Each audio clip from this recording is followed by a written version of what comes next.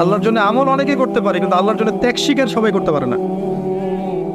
আল্লাহ পাক এটা বলেছেন নবী সাল্লাল্লাহু আলাইহি ওয়াসাল্লামকে, কিন্তু ইন্না আতাইনাকাল কাউসার, মনে কষ্ট নিচ্ছ কেন হে নবী, আমি তো তোমাকে কাউসার দিয়েছি। তারা তোমাকে অনেক কিছু বলছে, তুমি এতে কষ্ট নিও না, আমি তোমাকে কাউসার দান করেছি, মহান মর্যাদা দিয়েছি। ফাসাল্লি লিরাব্বিকা ওয়ানহার, তুমি তোমার রবের জন্য সালাত পড়ো।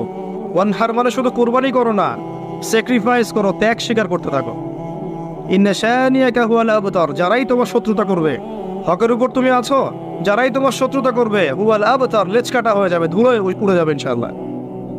হকের উপর আপনি থাকেন, যারা আপনাকে প্রতিবন্ধকতা সৃষ্টি করার চেষ্টা করবে, আল্লাহ পাক স্বয়ং তাদেরকে ধুলো বানিয়ে উড়িয়ে দিবেন ইনশাআল্লাহ। এটাই আল্লাহর সুন্নাহ, যুগে যুগে এটাই হয়েছে। নূহ আলাইহিস সালাম, তিনি এবং তার অনুসারীরা আল্লাহ পাক বাঁচিয়েছেন না? তার বিরোধিতা যারা করেছেন তারা আছে, আল্লাহ